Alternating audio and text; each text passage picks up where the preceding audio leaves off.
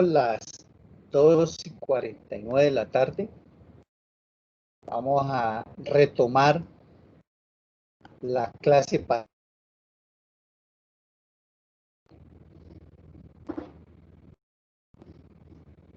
compañeros.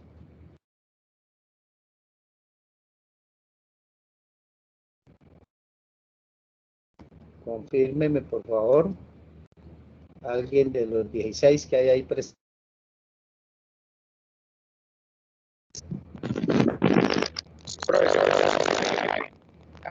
Ingeniero.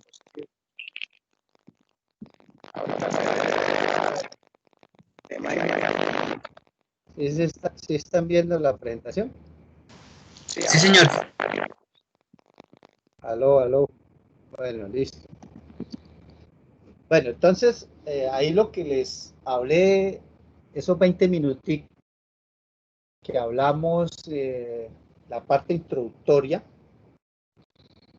pues hace parte de lo que se conoce.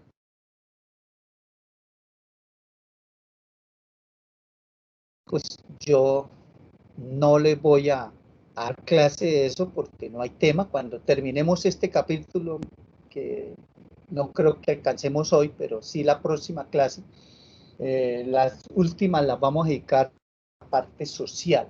O sea, es importante que ustedes como ingenieros de petróleo sepan qué derechos tienen las comunidades, ¿sí? Que conozcan las comunidades, que conozcan lo que la industria petrolera paga de compensaciones ambientales, lo que se llama el 1% de inversión forzosa, que sepan algo de lo que se conoce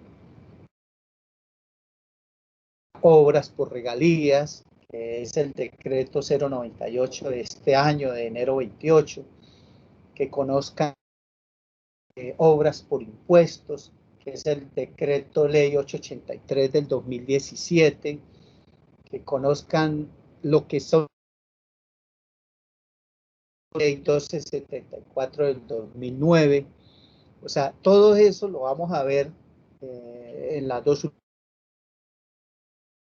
Se las doy a las comunidades para que las comunidades sepan qué derechos tienen, y si la petrolera, pues ellos le exijan a la petrolera el cumplimiento de esas inversiones sociales que están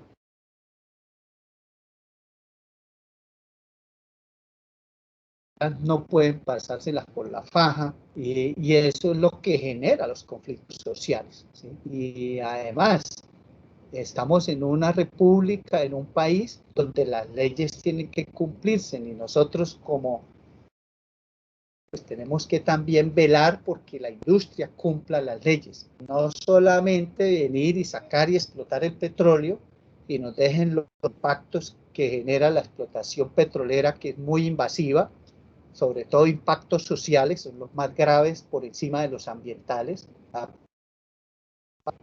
Es extremadamente grave todo lo que genera la explotación petrolera, el rompimiento del tejido social, y de todo eso les voy a hablar en las últimas dos clases. Entonces no hay tiempo para hablarles de la parte de la geopolítica mundial, pero sí yo les voy a dejar a ustedes como parte de una de las tres notas de que ustedes se vean un documental de History Channel que se llama La Epopeya del Oro Negro, o lo que comúnmente se conoce como la historia del petróleo.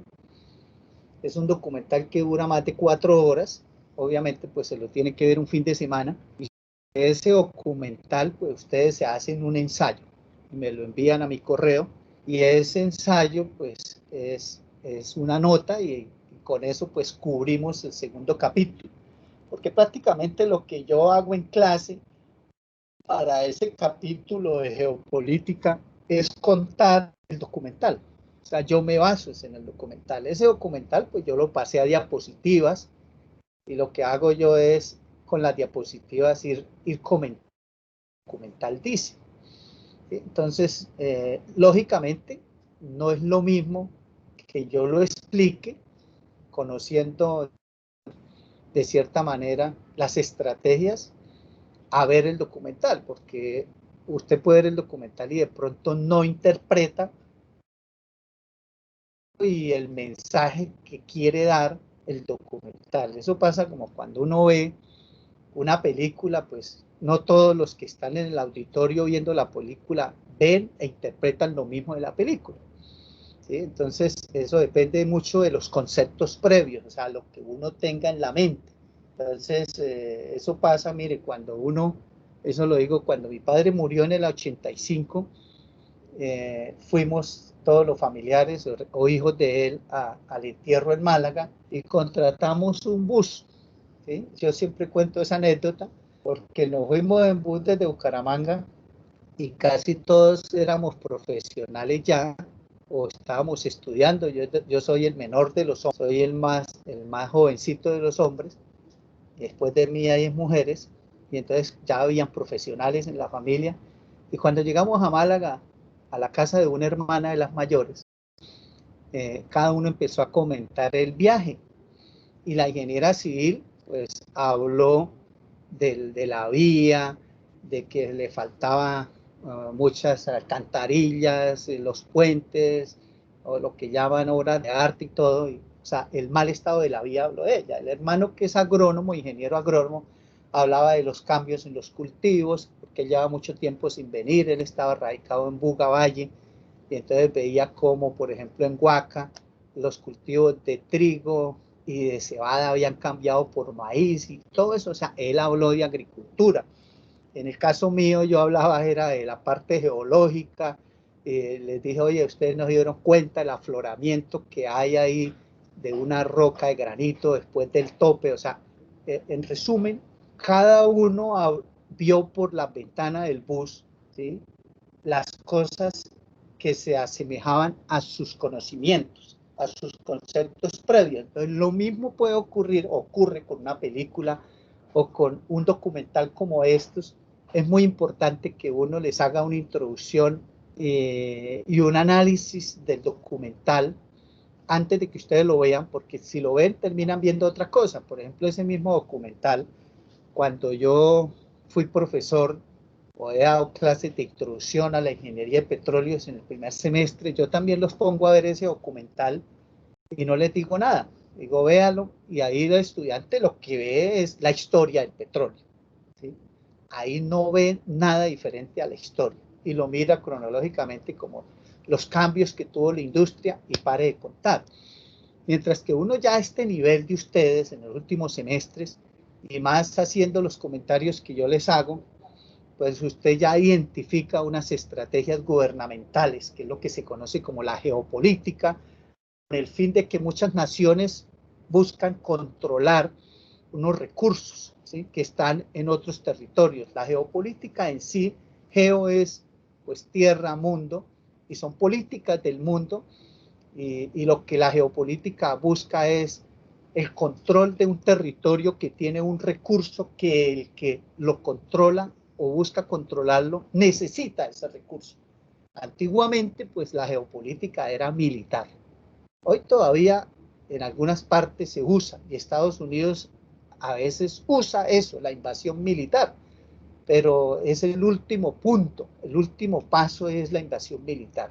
Pero buscan lograr tener el control en forma pacífica bajo otras estrategias, como son convenios, imposición de políticas, como ocurrió con Colombia, ¿sí?, la firma de tratados de libre comercio, etcétera. Todo lo que yo les he comentado, pues son así. En el momento en que un gobernante no acepte las condiciones que le ponen las grandes potencias, para obviamente ellos tener el control de esos recursos, y el gobernante pues se pellizca, ¿sí?, o dice no acepto que me manipulen y yo quiero esos recursos para el desarrollo de mi país, no para el desarrollo de ustedes, y que a nosotros aquí simplemente seamos unos proveedores de materias primas, pero nosotros ¿qué? Nosotros no las estamos transformando, no nos estamos industrializando, no nos estamos desarrollando, nos quedan es unas pichurrias de recursos económicos que nos dan de regalías que no alcanzan ni siquiera para, digamos, indemnizar o compensar parte de todas las afectaciones que nos generan. Entonces, cuando llega un gobernante al estilo Chávez o al estilo Petro, o al estilo Correa en Ecuador, o Lula da Silva en Brasil, o Bachelet en Chile, o los Kirchner en Argentina, o Mojica en Uruguay, etcétera, Morales en Bolivia, pues lógicamente entra ese gobernante a chocar con las multinacionales que quieren esos recursos y usted como gobernante se opone porque usted tiene una ideología es nacionalista. Sí, esto es pero para nosotros. Si quiere, compren los productos terminados y nosotros vamos a procesar, por ejemplo, el níquel de Cerro Matoso y si quiere, pues le hacemos las monedas que ustedes necesitan. Si quiere, aquí pues les construimos, fabricamos los chips de computadores, las baterías recargables, los aceros inoxidables, pero lo hacemos nosotros. Obvio, ellos no quieren que sea así. Y si actuamos así, pues nos bloquean y nos ponen a aguantar hambre, ¿sí? Y ocurre pues lo que le está pasando a Venezuela, lo que le pasó a Cuba o le ha pasado a Cuba de más de 50 años, lo que le está pasando a, también a Irán, pues son 16 países en este momento los que están bloqueados. A nosotros solo nos ponen de referente Cuba y Venezuela porque son nuestros vecinos, ¿sí? Y lógicamente pues los tienen aguantando hambre y entonces siempre los políticos de derecha que son complacientes del saqueo de las multinacionales y de los gobiernos imperialistas pues nos muestran como, mire, quiere ser igual a Venezuela, quiere ser igual a Cuba, ¿sí? Pero no dicen que esa situación de Venezuela y de Cuba es culpa de Estados Unidos, ¿sí? Eso no lo dicen. Dicen, vea, está así, pero mire, usted quiere ser así, pasa como por ejemplo la persona que usted ve vendiendo limones en el semáforo y entonces usted va con o su papá va con usted, o iba con usted cuando era más niño y le dice, mire, si usted no estudia, mire dónde va a terminar. ¿Usted quiere así, ser un vendedor de limones ahí en un semáforo? Si no quiere así, estudie. Pero no le cuenta cuál es la razón por la cual ese señor está vendiendo limones en el semáforo. Y no le dice, es que ese señor antes vivía allá en el centro, en Barranca Bermeja, en el Magdalena Medio, pero llegó una empresa petrolera y entró lo expropió, ¿sí? O lo sacó porque la industria petrolera realmente cuando llega a una región genera un desplazamiento sin necesidad de ponerle una pistola en la cabeza, como lo hacen los grupos al margen de la ley. Lo hace de otra manera. Entonces terminan vendiéndole la finca a la petrolera por chichiguas y termina luego en la ciudad vendiendo los limones que vienen de allá de donde él mismo los producía. O sea, así es la situación social que genera, por ejemplo, el extractivismo, no solamente la industria petrolera, sino la minera también. Entonces uno al final concluye quién es el culpable. Pues el culpable es la industria petrolera que generó ese desplazamiento, que volvió más pobre de lo que era antes al campesino que ya era pobre, pero que al llegar a la industria, al contrario de lo que dicen las sociales, no se volvió rico, sino se volvió más pobre. ¿Sí? Porque la industria petrolera y minera acaba con los procesos productivos locales, es invasiva. ¿Sí? Y además, pues de ser contaminante, que es lo que yo digo, la parte social es aún mucho más grave, por el rompimiento del tejido social, por la hiperinflación que genera, por la enfermedad holandesa, por la violencia, por todo, compañeros, eso es gravísimo y eso a ustedes no se lo enseñan en el aula de clase, nadie. Entonces, esa cosa es lo que uno pues tiene que tener consciente en la vida, que nosotros no somos unos sicarios. Eso es como si a usted lo llamaran a la universidad y lo están formando como ingeniero de petróleo. Eso es para el bien del país y el desarrollo del país. Porque si nosotros lo formamos como ingenieros de petróleo para que vayan a arrasar los territorios y a ser, digamos, cómplices del saqueo y que terminemos trabajando para una multinacional que en lugar de generarle un beneficio al país le está generando un daño, pues lógicamente es como cuando a uno lo llevan a un curso por allá, le dicen que le pasó también a un sobrino mío, que lo llevaron por allá para Puerto Boyacá. Espera un momentico que pase el vendedor ambulante.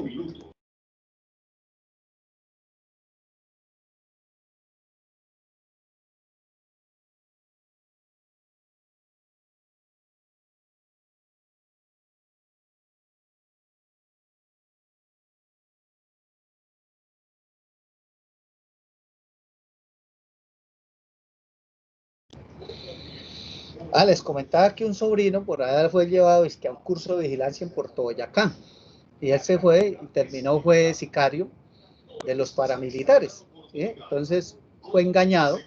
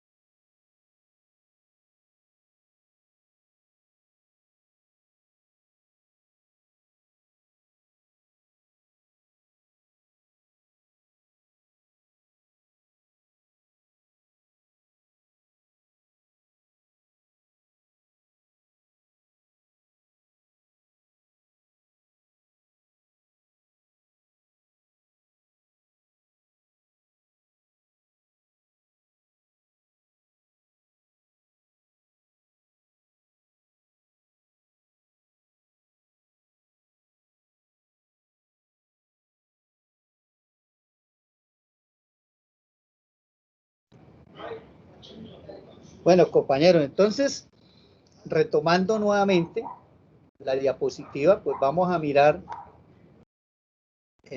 cómo es el modelo de contrato de asociación. ¿Sí? Les recuerdo, no olviden ver el documental de History Channel, que lo encuentran en YouTube, que se llama La Epopeya del Oro Negro. Voy a buscar los links y se los envío por el grupo de WhatsApp para que lo vean. Eso está dividido en 4 capítulos. Por ahí hay una primera versión que subieron inicialmente cuando YouTube no permitía que los videos tuvieran más de 10 minutos, creo. Y entonces eso está partido en un montón de capítulos. ¿Sí? Creo que hay como unos 20 capítulos, pero 10 minutos cada uno. Pero ya después lo subieron en 4 capítulos, creo que de 1 hora cada uno, cada capítulo 1 hora. Entonces, esos son los que voy a buscar para que ustedes los vean y, repito, se hagan un ensayo y con eso queda, digamos, visto el capítulo 2 por parte de ustedes. Sobre este tema, cuando lo terminemos, también les voy a dejar un ensayo que me hagan, que va a estar enfocado hacia los aciertos y desaciertos de la política petrolera en Colombia, pero más enfocados, lógicamente, a los últimos cambios que hubo desde el gobierno de Pastrana hacia acá y sobre todo enfocado al modelo concesionario de la NH, la expedición del decreto ley 1760 del 2003, que aún no hemos visto. Esa sería otra nota, ¿sí? La otra nota. Y la tercera nota, pues también va a ser un análisis de la política social, o mejor, de la responsabilidad social empresarial de la industria petrolera. De ahí, de esos 3 ensayos, pues son las 3 notas que vamos a subir al sistema.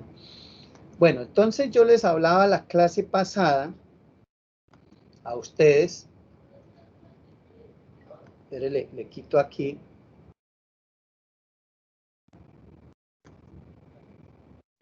la barra de abajo para que puedan ver todo. Entonces les hablaba de lo que es el State Day. Les comentaba que aquí en Colombia se llama State Day y es la tasa para el Estado, es la participación del Estado o el país en la renta petrolera. En Estados Unidos se llama Government Day porque allá el subsuelo no es del Estado. Allá el Estado no negocia con la petrolera o la petrolera no negocia con el Estado, sino con el finquero. Allá la cosa es al revés de aquí en Colombia para el finquero. Aquí el finquero encuentra petróleo en su finca, le llegó la desgracia. ¿Sí? Pero para Estados Unidos encontrar petróleo en su finca, pues se volvió rico. Y se volvió obviamente un magnate. Es como de ganarse el baloto porque encontró pues una riqueza, el oro negro, y esa riqueza es es para el finquero y va a ser compartida con la petrolera. ¿Sí? Entonces aquí en Colombia es otro paseo. Aquí el petróleo es del Estado, o más que del Estado, bajo el modelo concesionario actual, pues es de la multinacional. ¿Sí? Por eso les decía que la concesión como modelo de contrato es inconstitucional para mí, porque el artículo 332 de la Constitución dice que los recursos naturales y el subsuelo son del Estado, pero aquí montaron la película de que cuando está en el subsuelo es de nosotros, del Estado, que el Estado somos todos, pero cuando sale a superficie en la boca del pozo es del concesionario. O sea, una cosa tan ridícula.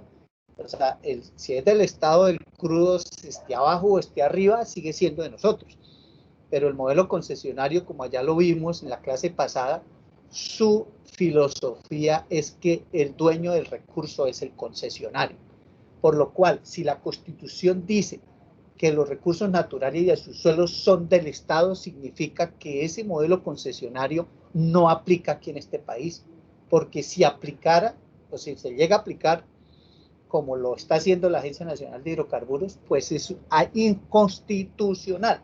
Pero lógico, la Corte Constitucional nunca se ha pronunciado porque nadie lo ha demandado. Hasta ahora lo vamos a demandar.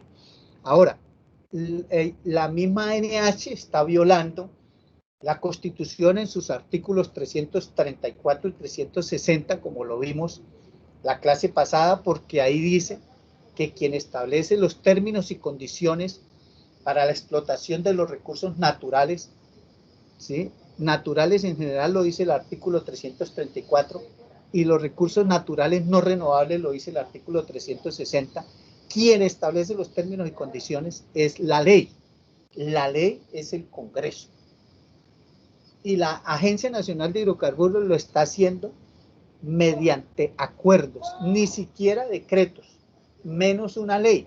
Ya vimos la pirámide de la estructura o jerarquía jurídica, y un acuerdo está por debajo de un decreto y un decreto está por debajo de una ley. Por lo cual, el que sea la NH quien establezca los términos y condiciones para la explotación del petróleo y el gas o de los hidrocarburos, eso es inconstitucional también. Lo que pasa es que el Congreso no se ha pellizcado, porque allá pues los congresistas desconocen de esta temática. Como les dije yo al principio del semestre, aquí en Colombia los que sabemos de política petrolera nos cuentan en los dedos de las manos y sobran dedos. O sea, es un tema de muy poco conocimiento.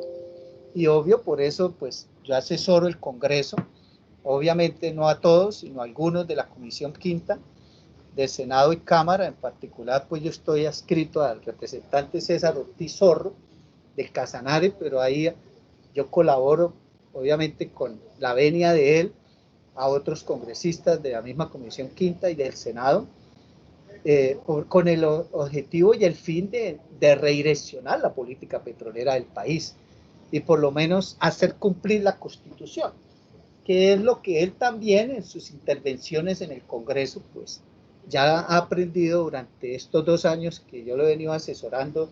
Él ya habla con bastante pertinencia y dominio del tema, porque en 2 años pues ya ha aprendido bastante política petrolera y tiene claro de que lo que se hizo con la creación de la NH fue nefasto para el país, ¿sí? Y por eso fue quien propuso el proyecto o acto legislativo que el año pasado se tramitó, 05, en el cual se le devolvieron a las entidades territoriales algo de esos recursos, que en este momento está en proceso de reglamentación mediante un proyecto de ley que hoy están en plenaria desde las 9 de la mañana. ¿Sí? En cualquier momento, pues él me va a llamar si necesita asesoría, y tendré que interrumpir la clase, pero hoy está en plenaria, que es el tercer debate, bueno, segundo debate, porque el primero fue conjunto, Senado y Cámara, Comisión Quinta, la semana antepasada. Hoy están en plenaria de Cámara, la semana entrante estarán en plenaria del Senado, porque se necesitan 4 debates para que sea ley. Y debe ser ley antes del 30 de agosto, ¿sí? Porque si se pasa el 30 de agosto, lo que dice el acto legislativo 05 del año pasado es que el Congreso hasta el 30 de agosto para reglamentarlo, si no lo hace el gobierno mediante decreto.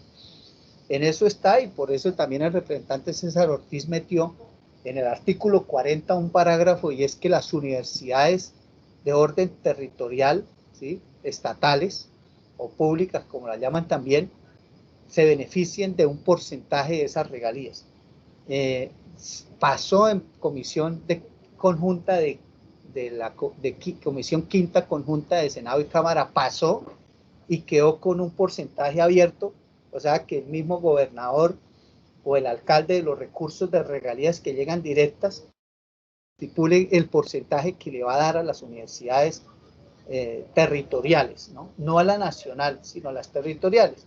O si es nacionales, como es la Universidad Nacional o la Universidad Pedagógica Nacional, que es nacional, o la Subcolombiana de Neiva, que también es nacional, esa no es territorial.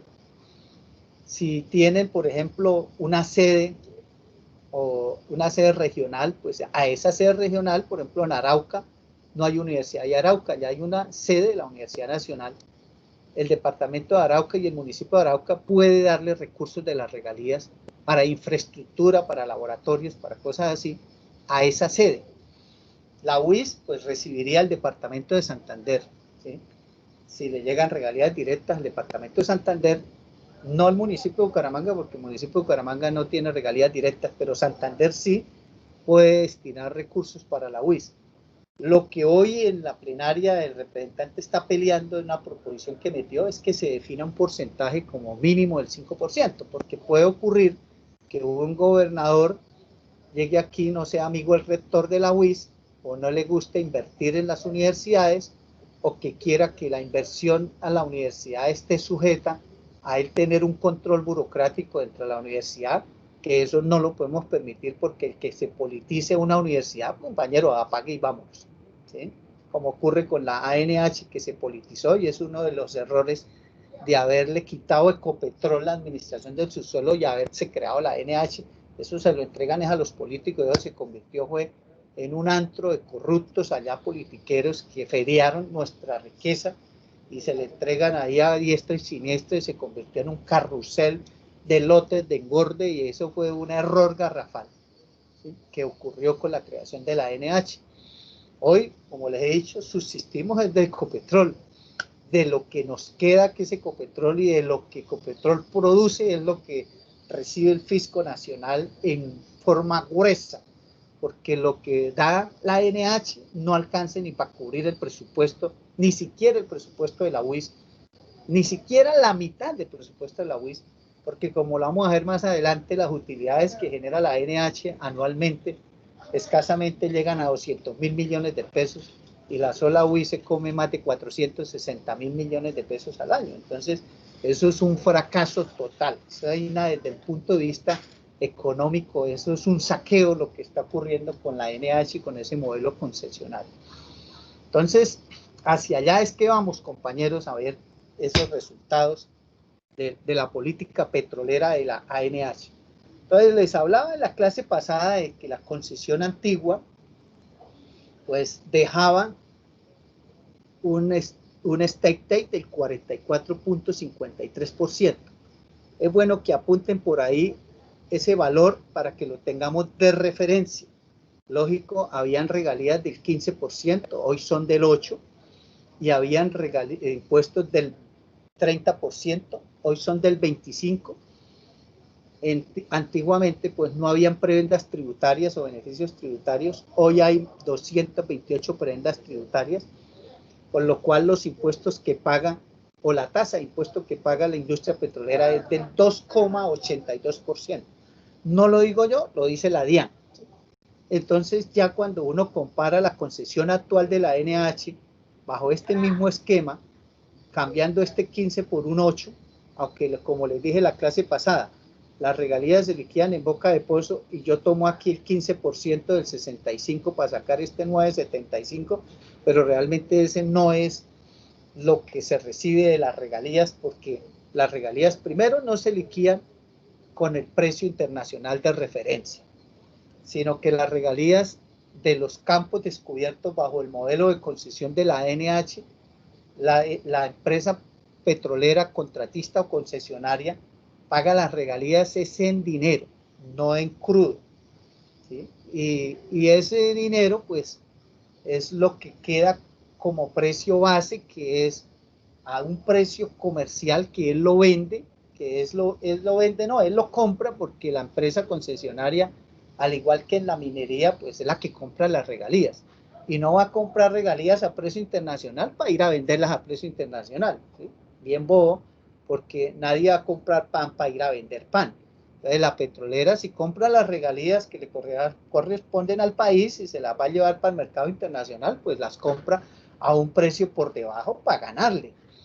Y a eso pues le descuenta los costos de tratamiento del crudo, el costo del transporte hasta el puerto, el costo de almacenamiento en el puerto, el costo de trasiego, que es subir el crudo al buque, y el costo o tarifa de comercialización, porque si comercializa el crudo en la bolsa de valores, pues tiene que pagarle a un corredor de bolsa que hace la comercialización, y eso se lo descuentan a las regalías. Ecopetrol coge el crudo de las regalías que tiene que pagar Ecopetrol de los campos que Ecopetrol opera, representan el 88% de las regalías que el país recibe, son de Ecopetrol. Ecopetrol, pues ese crudo sí se lo lleva hasta la refinería.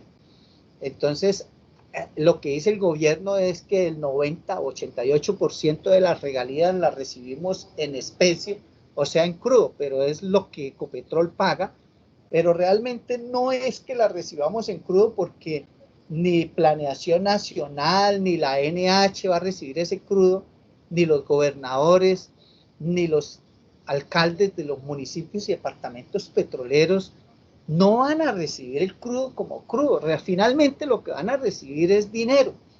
Las regalías, eso de que digan que nos las pagan en especie, eso es paja. Realmente lo que se configura es que las pagan en dinero. Ecopetrol pues se lleva el crudo, pues Ecopetrol es el Estado en un 88.49% que quedan de las acciones del Estado. Entonces se coge el crudo y se lo lleva para refinería. ¿Pero por qué? Porque Ecopetrol tiene infraestructura, tiene líneas de transporte, oleoductos, tiene refinería. Entonces lo puede hacer y finalmente lo refina y gira es plata. Ecopetrol no gira crudo. Ecopetrol gira el dinero y obviamente descuenta también el transporte hasta la refinería y obvio descuenta la refinación, cosa que a mí me parece ridícula e ilegal también, porque cómo así que a la regalía le descuenta la refinación si las regalías se pagan es sobre el crudo sacado del subsuelo, más no sobre los combustibles que se venden. Son cosas que obviamente en este proyecto de ley que está en trámite en el Congreso se están corrigiendo. Ya logramos quitarle de que descuenten la refinación, ya se logró quitar. En lo que va de los debates, quién sabe cómo quede hoy. Hoy no he estado muy al tanto porque pues tengo las clases y no he estado al tanto de qué se ha aprobado. A mediodía, cuando estoy almorzando, iban en el artículo 10, imagínense, son como 200 artículos, o sea, yo creo que ellos van a seguir hoy, terminan 12 de la noche, es un receso, y vuelven y abren a las 12:05 de la noche, vuelven a seguir hasta que terminen, porque tienen que terminar entre hoy y mañana para que el Senado vaya a plenaria la semana entrante, aunque no sé si alcance, porque el artículo 160 de la Constitución dice que entre un debate en plenaria de Senado y un debate en plenaria de Cámara y un debate en plenaria de Senado tiene que haber una diferencia de 15 días.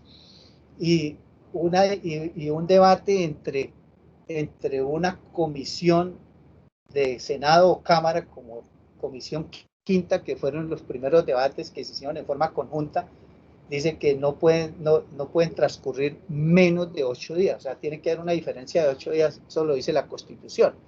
Para efectos de que los tiempos dieran, por eso sesionaron las dos comisiones quinta de Senado y Cámara en forma conjunta, y luego 8 días después vino plenaria de Cámara, pero yo no sé si la semana entrante pueda ser plenaria de Senado, porque no se cumpliría con la Constitución. No sé cómo van a hacer ahí, y si se dejan pasar del 30 de agosto, pues obviamente el gobierno va a reglamentar la distribución, destinos y usos de las regalías por decreto, y el gobierno de Duque y Carrasquilla, como ustedes lo conocen, pues hacen lo que quieran y hacen fiesta. Y a eso le está apostando el gobierno, a que el Congreso no sea capaz. Ahora, por eso el gobierno también presentó tarde el proyecto de ley, ni siquiera lo radicó el 20 de julio y tenía que haberlo radicado en marzo, para que el Congreso tuviera 6 meses, ¿sí? Que para mí eso ya fue una jugada del gobierno de Duque, de entregar eso tarde para que por tiempos el Congreso no fuera capaz. Sin embargo, el Congreso ha venido trabajando sábado y domingo y lunes festivo con el fin de poder cumplir, y que sea el Congreso el que reglamente las regalías. O sea, estos son una mano de tramposos, como ustedes se pueden dar cuenta.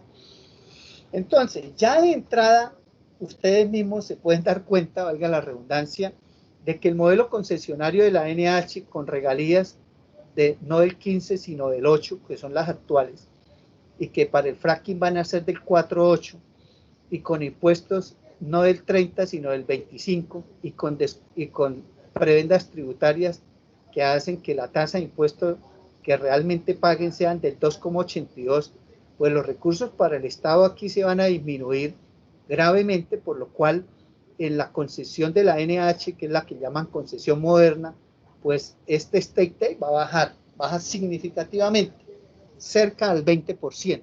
Ese es el modelo actual. O sea que el modelo actual, si la concesión vieja, la anterior, la que estuvo, digamos, aplicándose hasta 1974, fue una concesión perjudicial para el país y fue un modelo colonialista de saqueo, y nos dejaba el 44% de la ganancia. Imagínense ahora la concesión moderna. Es peor, porque eso es nefasto para el país y es leonino. Cuando uno habla de un contrato leonino, es un contrato perverso, en desventaja para el país, y en eso es que yo no estoy de acuerdo. O sea, yo como profesor de política petrolera, como asesor del Congreso, como ciudadano colombiano con cédula en el bolsillo, que quiero este país y que busco que este país sea cada vez mejor, pues yo tengo que indignarme por un modelo concesionario que es peor que el de hace 100 años. Entonces, por eso tengan de referencia este valor del 44.59. Como les comentaba al principio de la clase, en la introducción antes de empezar a grabar, pues la ley 20 del 69 se da en un momento coyuntural en el mundo de nacionalización del petróleo, y se fijan las bases pues para el contrato de asociación. Sobre esto pues yo les hablé ya hace rato, antes de empezar a ver la anterior presentación, que veníamos hablando de la legislación petrolera, la historia de la legislación petrolera en Colombia. Pues les comenté bastante sobre la ley 20, no me voy a detener. Aquí pues les recuerdo que también se establecieron unas tarifas del 20% en las regalías, donde la nación recibía el 40% de ese 20%, del departamento productor el 47.5% y el municipio productor el 12.5%, y es donde ya ahí el municipio entra a recibir regalías. O sea, antes de 1969 los municipios productores no recibían regalías. Entonces, luego viene el decreto ley 2310 del 74, que tanto les he comentado, donde López Michelsen dice que quien va a tener la responsabilidad de la exploración y explotación de hidrocarburos a lo largo y ancho del país es Ecopetrol, y que lo puede hacer en forma directa o con terceros a través de cualquier tipo de contrato de los que existen, excepto los de concesión. ¿Sí? Y que lo puede hacer con personas naturales o jurídicas, nacionales o extranjeras, si no lo hace directamente. Y con el decreto 743 de 1975 le delega, obvio, estamos hablando del 75, antes de la Constitución de 1991, y por lo cual lo que estaba rigiendo era la ley 120 de 1919, que aún sigue rigiendo, porque el Congreso no ha reglamentado lo que dice la Constitución en sus artículos 334 y 360. Entonces se sigue aplicando la ley 120 de 1919 que estableció que es el Ejecutivo, o sea, el gobierno, quien administra el subsuelo y establece los términos y condiciones para su explotación. Ya repito, y se lo he dicho varias veces, la Constitución dice que es la ley, o sea, que vuelve al Congreso nuevamente, y en otras palabras, la Constitución del 91 derogó la ley 120 de 1919. Pero como no se han reglamentado, repito, estos artículos, pues sigue vigente la ley 120 de 1919.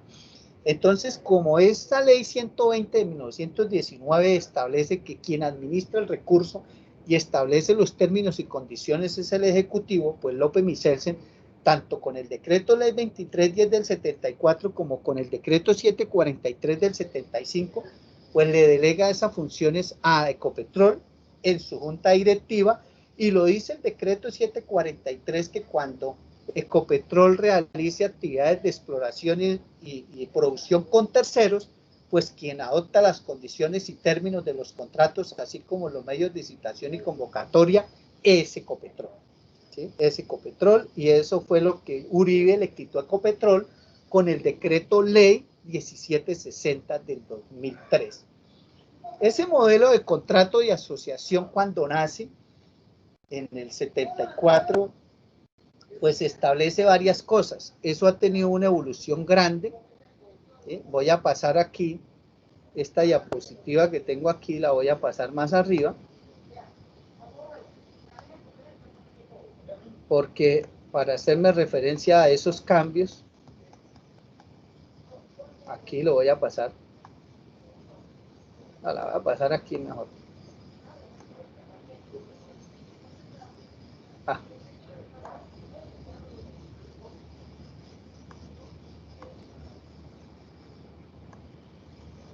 Ya.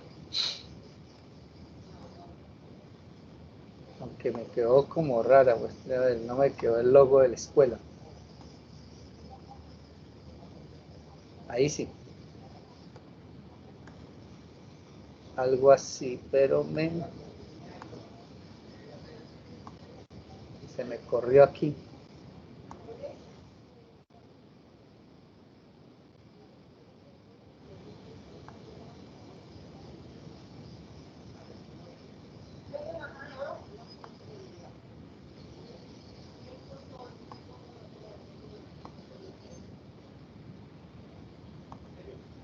Espérenme, vuelvo a ver cómo estaba la diapositiva antes.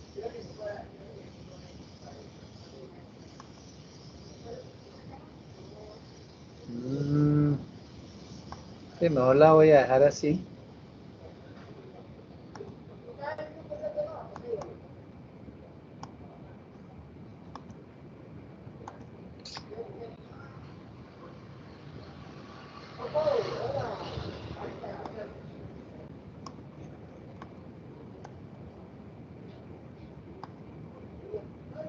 No.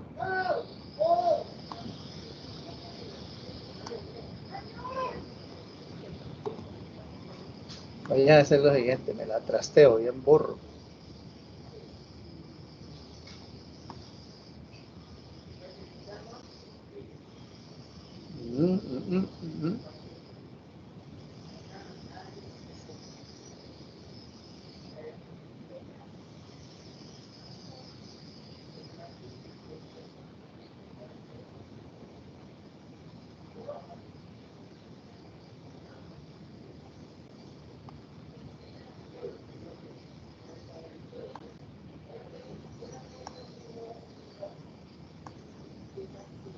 Ahí.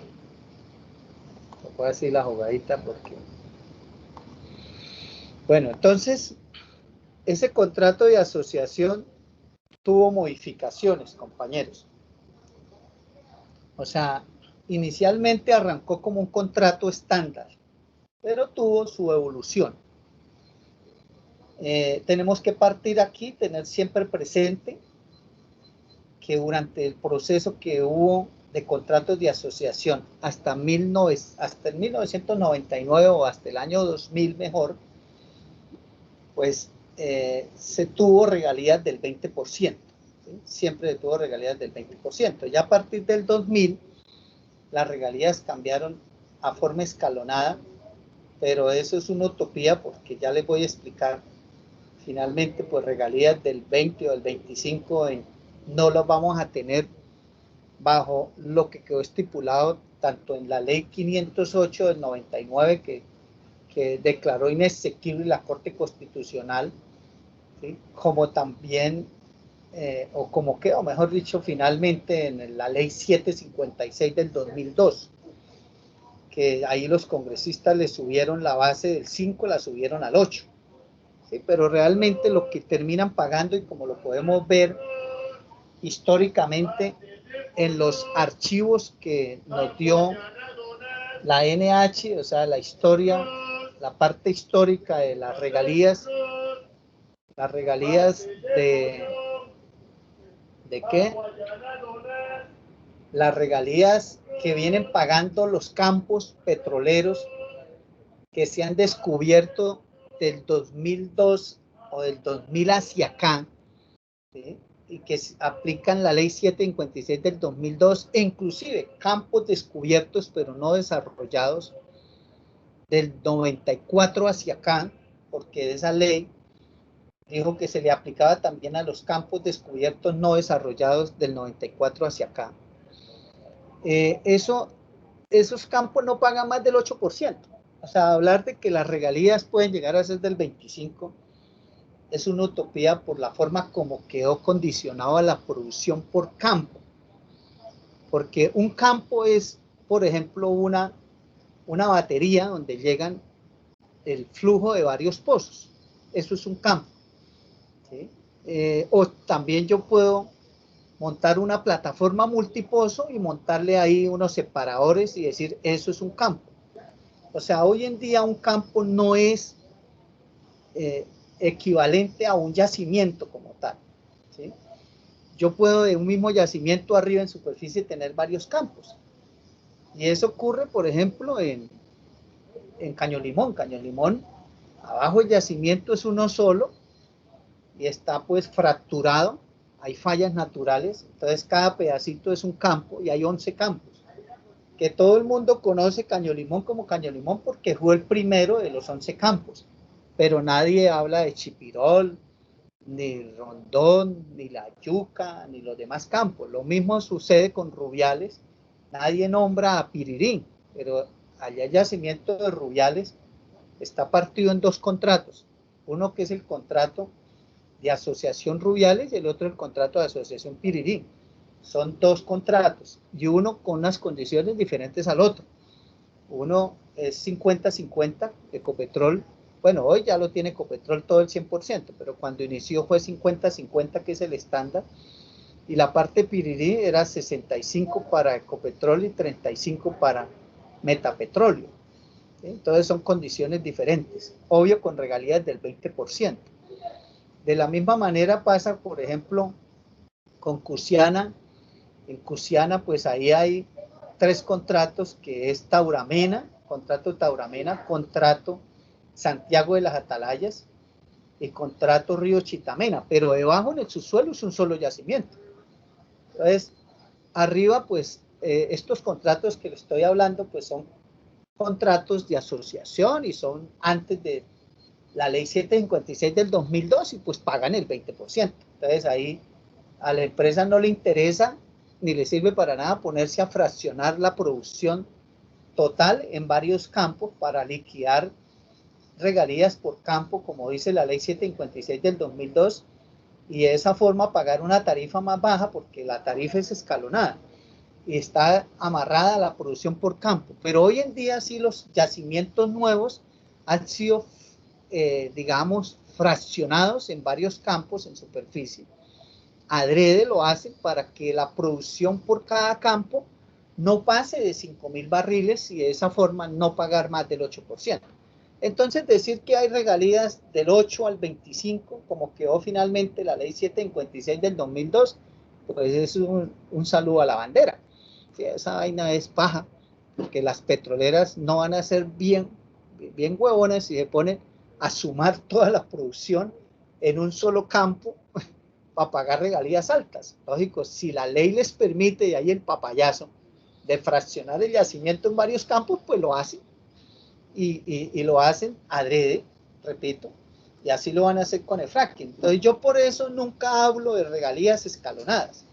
Yo digo que lo que ocurrió con Pastrana y la ley 756 del 2002 es que las regalías nos las bajaron del 20 al 8% y es lo que están pagando los campos nuevos, 8% o menos, porque tienen descuentos dependiendo del tipo de crudo y del lugar donde se encuentre, porque una cosa es gas costa afuera, otra cosa es gas continental, y obvio los yacimientos no convencionales con la ley 1530 del 2012 les dijeron también que va amarrado de que estos yacimientos no convencionales pagan regalías con un descuento del 40%, y como lo fraccionan los yacimientos en varios campos, pues no pagan el 8 sino el 4.8. De tal forma, por ejemplo, que el yacimiento de gas asociado a Mantos del Carbón en la Jagua de Virito, aquí de los de la Drummond en el Cesar, pues ellos pagan el 4.8 porque es gas de un yacimiento no convencional, y por ser no convencional tiene un descuento del 40%.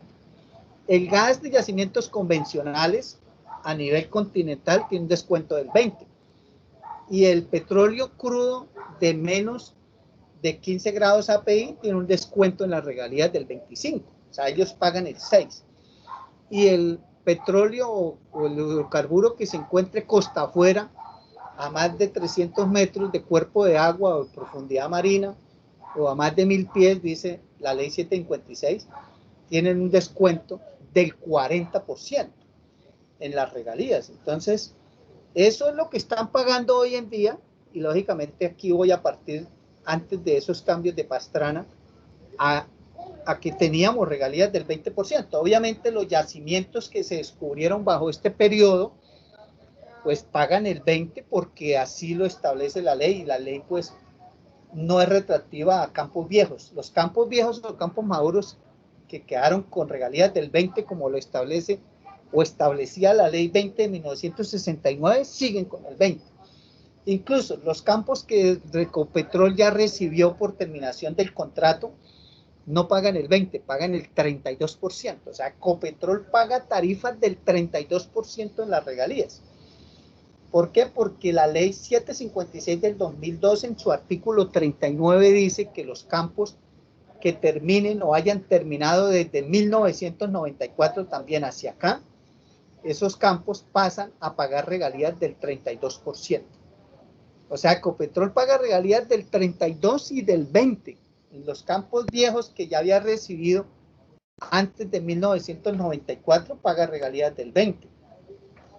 Y en los campos que ha recibido después de 1994, como Castilla, que la recibió en el 2000, y Chichimene, como Rubiales, que la recibió en el 2015, como Cupiagua, que la recibió en el 2010, como Cusiana, que la recibió en el 2015, etcétera.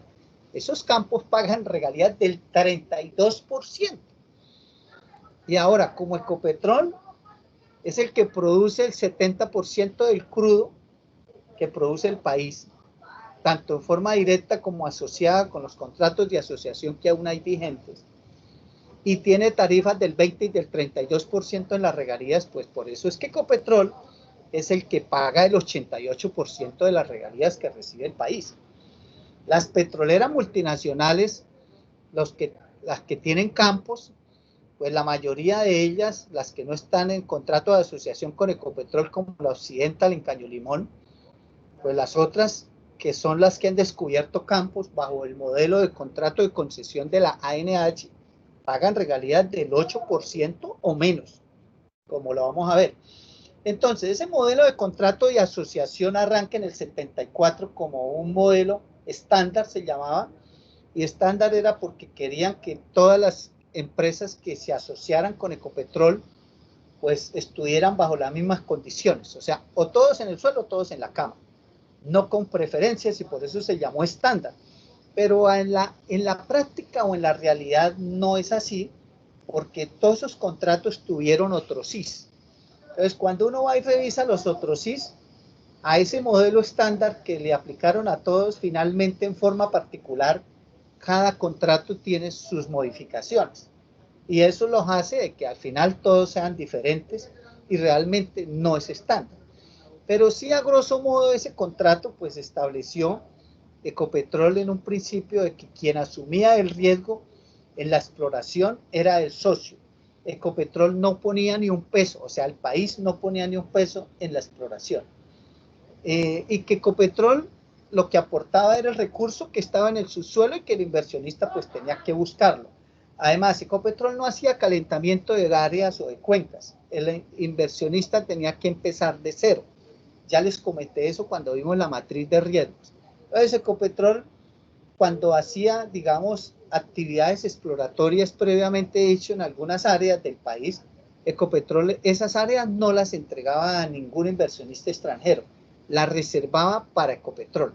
El inversionista extranjero tenía que arrancar de cero, o sea, empezando por hacer fotografía aérea, ¿sí? Hoy barría satelital, magnetometría, gravimetría, geología de superficie, etcétera, le tocaba arrancar de cero. Hoy ya no es así porque la ANH invierte el 50% de sus recursos que recibe es en ese proceso de calentamiento de cuencas. E incluso en las regalías hay un porcentaje de las regalías que es el 2% que va para esas actividades de calentamiento de áreas y que también no solamente la recibe la ANH, sino la recibe el Servicio Geológico Colombiano, ¿sí? Para cartografía y todo eso. O sea, el país les prepara el terreno a los inversionistas.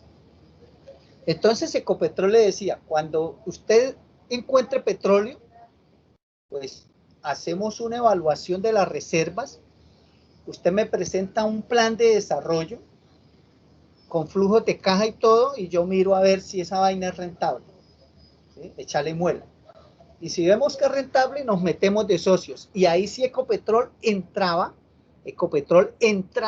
a invertir en el desarrollo, ¿sí? A invertir en el desarrollo. No en la exploración. Y Ecopetrol entraba con el 50% de los gastos del desarrollo del campo. Obvio, al descubrir petróleo, pues hay que hacer una infraestructura de superficie, lo que llamamos nosotros las facilidades de superficie. Hacer baterías, ¿sí? Hacer oleoductos, perforar los pozos de desarrollo, líneas de flujo, oleoducto, gasoducto, estaciones de bombeo, etc. Eso es el desarrollo del campo y Ecopetrol le metía la mitad y Ecopetrol le decía al inversionista, ponga usted la plata, me la presta y con la participación mía como socio, yo le pago con la mitad de la parte mía.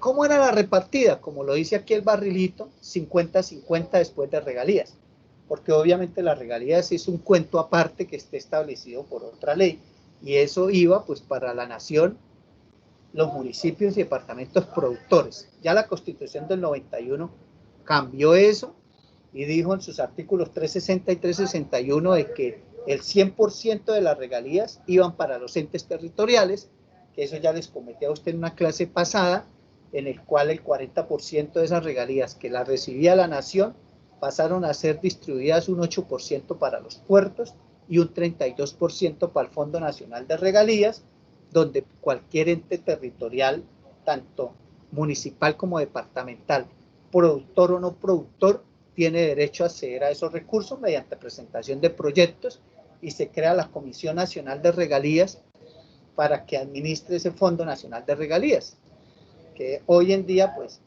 ya es una bolsa común debido a la reforma a la Constitución de los Santos en el año 2011, con el acto también, el acto legislativo 05, que reformó esos dos artículos para poder centralizar las regalías y dárselas a los municipios y departamentos productores. ¿Sí? Entonces ahí ya cambia a partir del 91 con esos dos artículos y queda reglamentado hasta el 1994 con la ley 141. Y ahí ya se estableció entonces que ya la nación no recibía regalías porque los constituyentes del 91 consideraron que esta parte que recibe el Estado a través de Ecopetrol, que es el 50% después de regalías, pues era suficientes recursos para la nación, y por lo cual las regalías tenían que quedar solo para los entes territoriales como una forma de compensación por los impactos que la industria le genera. Entonces este 50% era suficiente y por eso le quitan a la nación su participación en las regalías, que era el 40%. Eso queda claro y eso también se los expliqué en una clase anterior. Entonces, si las regalías eran del 20, lo que queda para repartir 50 y 50 es el 80, o sea que Ecopetrol, o sea, la nación o el país se quedaba con el 40% de la producción, más 20 de regalías, 60% para el país de entrada, ¿sí? De entrada en la producción, todavía sin contar los impuestos, obviamente. Entonces, esto era un buen negocio para el país, lógicamente, y a raíz de la coyuntura mundial que se dio de la nacionalización del petróleo en los países árabes y en Venezuela y obviamente ya estaba en México, pues las empresas internacionales, multinacionales, las 7 grandes, no les quedó más que venir a Colombia y aceptar las condiciones de Colombia, que aunque obviamente no son como una concesión muy benéfica para ellas, porque este modelo es más benéfico para el país, por lo menos aquí había una repartida y había participación, ¿sí? Para la empresa inversionista, que es peor que nada, porque donde el petróleo se nacionalizó, los expulsaron y allá no los dejaban explorar, entonces allá ellos cero. Aquí por lo menos los dejaban participar, ¿sí? Entonces eso hizo atractivo en su momento el contrato de asociación hacia los años 70 y 80, donde las multinacionales grandes fueron expulsadas de los países petroleros que nacionalizaron el petróleo. Y eso llevó a que llegara aquí la BP, llegara Triton, llegara Total, llegara la Shell, o sea, las grandes que ya se habían ido a principios de los años 70 y finales de los 60, pues las petroleras grandes se fueron y por eso fue que Colombia pues dejó de ser autosuficiente en 1976 y el país tuvo que importar petróleo hasta 1985. Ya con el descubrimiento de Caño Limón, pues volvimos a ser autosuficientes. Pero sí fue muy inteligente la jugada de López porque supo hacer una lectura del contexto mundial y aprovechó para lanzar un contrato como el contrato de asociación muy benéfico para el país y que llevó a que las multinacionales grandes llegaran y generaran descubrimientos grandes como Castilla, en que lo descubrió Chevron en 1978 o 76 por ahí, el mismo descubrimiento del gas de la Guajira por parte de Texaco en 1976, el descubrimiento de Rubiales en 1982, el descubrimiento de Caño Limón en 1983 y posteriormente el descubrimiento de Cusiana en 1988, aunque lo anunciaron solo hasta en el 89, y luego Cupiagua en 1991 y después pues Volcanera, Pauto Floreña, o sea, todos esos descubrimientos grandes que hoy, repito, ya están en manos de Ecopetrol y que representan el 70% de la producción del país, pues es gracias al contrato de asociación. Yo siempre he dicho que este periodo en el cual Ecopetrol fue administrador del subsuelo y que operó el contrato de asociación ha sido la edad de oro de la industria petrolera en Colombia. Esto fue la edad de oro, porque después del descubrimiento de las Infantas, ¿sí? Los descubrimientos más grandes de este país se han dado es en la era del contrato de asociación y en la era donde Ecopetrol fue el administrador del subsuelo.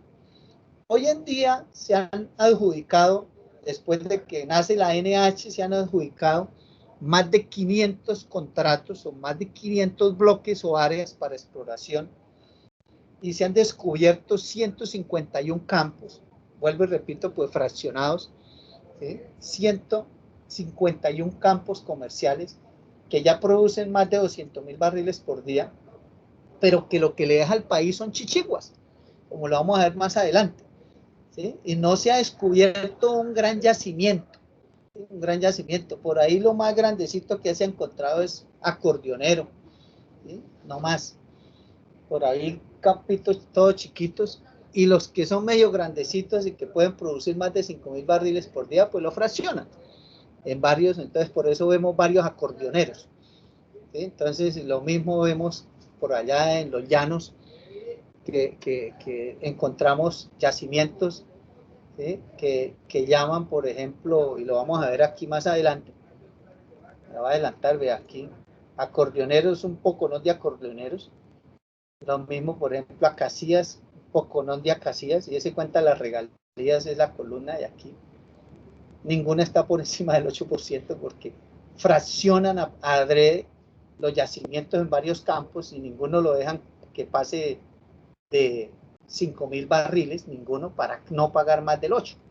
Entonces aquí ven Leona A, Leona A Sur, Leona B, Leona B Norte, y, o sea, esa mierda lo fraccionan, Leona C, de tal forma de que, obvio, aparece, por ejemplo, 2 veces Leona B Norte porque uno es gas y otro es crudo. 2 Leonas B porque uno es gas y otro es crudo. Todo eso lo hacen adrede, ¿sí? Corcel A, Corcel B, Corcel C, Corcel D, ¿sí? Eso es adrede. Los que repiten es porque uno es petróleo, la que aparece la O, y el otro es gas, y mire los porcentajes que pagan. O sea, y como ven abajo está Paujil. Paujil es el campo de gas asociado a mantos de carbón, y mire la tarifa que paga, 4.8. Eso es lo que va a pagar el fracking, compañeros, porque fracking van a ser plataformas multipozo. En cada plataforma van a ser 8 o 10 pozos, por los que sean necesarios, pero que no vaya a pasar de 5.000 a producción. Y con el descuento del 40%, pues van a pagar el 4 o 8% de regalías. Que luego se las descuentan a la DIAN, ¿no? Las regalías se las descuentan a la DIAN, que fue algo que estableció la DIAN en un concepto que se llama el concepto 015766 del 2005. Eso lo demandó Robledo y el economista Álvaro Pardo. El senador Robledo lo demandó, y el año pasado, como en noviembre, el Consejo de Estado falló y dijo que eso era legal. ¿Sí? Entonces estamos jodidos porque los mismos jueces de la República ayudan a que nos roben. Entonces imagínense las regalías que nos las pagan y nos las echan en un bolsillo, ¿sí? Que es cuando giran las regalías, y luego van a la DIAN y se las descuentan, o sea, nos sacan las regalías por el otro bolsillo.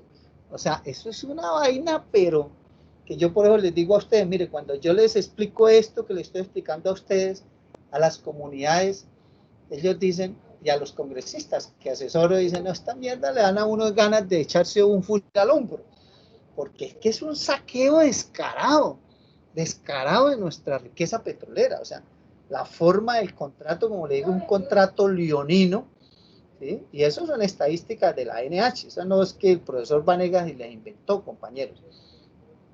Entonces, Ecopetrol, cuando inicia, compañeros, pues es un modelo muy atractivo para las multinacionales, obviamente por las coyunturas que se dieron internacionalmente. Y eso hizo que se dieran grandes inversiones, grandes descubrimientos, y con muy buena participación para el país. Además, la empresa pues explotaba esto por 22 años como operadora, pero a los 22 años se entrega el campo y lo coge Ecopetrol, o sea, todo para el país 100%. Bueno, hoy no 100%, porque en el año 2006 el Congreso le hizo caso a Uribe y aprobó la ley 1118, donde autorizó la venta del 20% de las acciones de Ecopetrol, del cual ya han vendido el 11.51%. Entonces no podemos decir que lo que Ecopetrol produce sea 100% de los colombianos, porque ahí hay unos privados, ¿sí? Y alcanzaron a ver más de 500.000 colombianos accionistas de Ecopetrol, pero ya más de la mitad vendieron sus acciones y están en manos ya de multinacionales. O sea, las multinacionales en las bolsas de valores se están apropiando de las acciones de Ecopetrol. El colombianito que venda las acciones las compra una multinacional. Entonces hoy ya no quedan sino como 250.000 accionistas.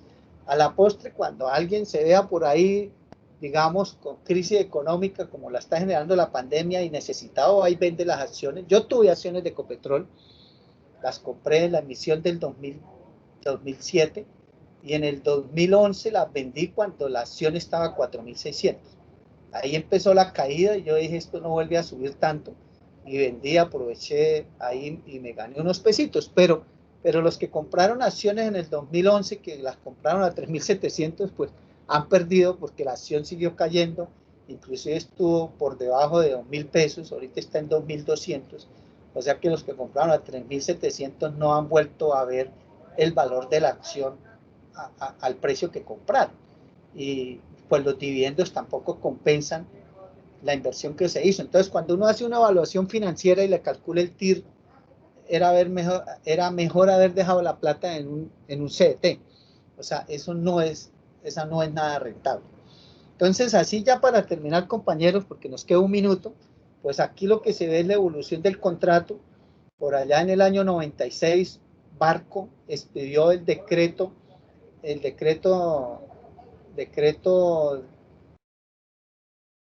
se me olvidó el número del decreto, 2782, creo que es 2782 de 1989, en el cual dice que la producción, de que la participación del país en la producción sea escalonada, o sea que en yacimientos grandes, cuando la producción llegue a 60 millones de barriles, la participación para el país o para Ecopetrol era del 55% y para el socio del 45%. Cuando la producción acumulada llegue a 90, el inversionista se queda con el 40%. Cuando la producción acumulada llegue a 120 millones, el inversionista se queda con el 35%, y después de que la producción acumulada llegue a 150 millones de barriles, el socio de Ecopetrol se queda con el 30%, el resto para Ecopetrol. Este modelo escalonado, pues obviamente le da más renta petrolera al país. Luego esto lo tumbaron porque lo demandaron debido a que Barcos pidió un decreto, y un decreto no puede modificar un decreto ley. El decreto ley tiene más peso que un decreto. Entonces el Consejo de Estado tumbó ese decreto, y en el fallo el Consejo de Estado dijo que eso lo debía hacer la Junta Directiva de Ecopetrol, que era la delegada para eso. Y la Junta Directiva de Ecopetrol en el 94 cambió el modelo a factor R, o sea, el modelo de escalonado factor R no es que cambie el contrato de asociación, sino cambia la participación en la producción.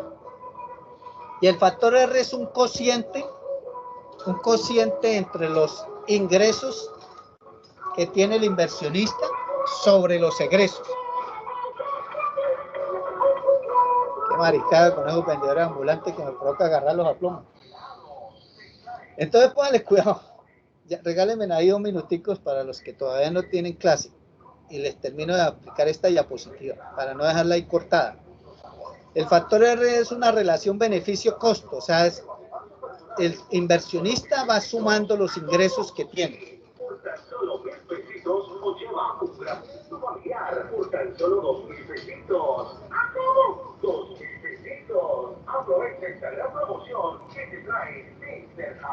Entonces, esos ingresos los va dividiendo sobre la inversión, ¿sí?, que él hizo. En el momento en que los ingresos son iguales a la inversión que hizo, pues le da 1. Ese es el factor R. Entonces, a partir de ahí, la participación para el inversionista empieza a disminuir, dado por el cociente 50 sobre R. O sea que a medida que ya él recupera más de lo que invirtió, su participación va disminuyendo. Y cuando este factor R llega a 2, significa que él ya recuperó el doble de lo que invirtió. Entonces, cuando ya ha recuperado el doble de lo que invirtió, pues 50 sobre 2 es 25. Entonces, el inversionista a partir de ahí se queda con el 25%. O sea, aquí aún es mejor para el país la participación en la producción. Eso lo hizo la Junta Directiva de Ecopetrol en el 94. En el 97, Samper le solicita a la Junta Directiva que cambie eso para gas. Entonces, para gas cambian el factor R de 2 a 3. Entonces, le dice que el inversionista se queda con el 50% hasta cuando haya recuperado el doble de la inversión. Y ahí sí, a partir de ese doble, hasta llegar a 3, la participación del inversionista va a bajar del 50 al 25%. ¿Por qué lo hizo para gas? Porque esa fue la política de Samper, la masificación del gas en Colombia, la creación de Ecogas con la ley 401 y todo eso. Entonces buscó incentivar la exploración en gas. Y luego viene Pastrana, y en el año 99 le solicita a la Junta Directiva de Ecopetrol, que era de 5 miembros nombrados por él, de que cambie esa distribución a un 70-30. 70 para el inversionista desde el principio, ¿sí?, y 30 para Ecopetrol, hasta cuando el inversionista haya recuperado el 150% de su inversión. Y que luego esa participación del inversionista bajara desde el 70% hasta un 35% cuando el inversionista haya recuperado el 250% de su inversión. Y ahí se quedaba con el 35%, y a la par Pastrana con la ley 508, que fue la ley de plan de desarrollo, modificó la ley 20 del 69 al modelo escalonado de regalías. Bueno, ahí sí los dejo, y la próxima clase pues ya hablamos, terminamos de hablar del contrato de asociación y miramos el modelo de concesión de la NH, el cual ya les he venido adelantando algunas cosas. Y yo creo que de hoy en 8 sí ya damos por terminado este capítulo de política petrolera en Colombia, muy interesante. Entonces, compañeros,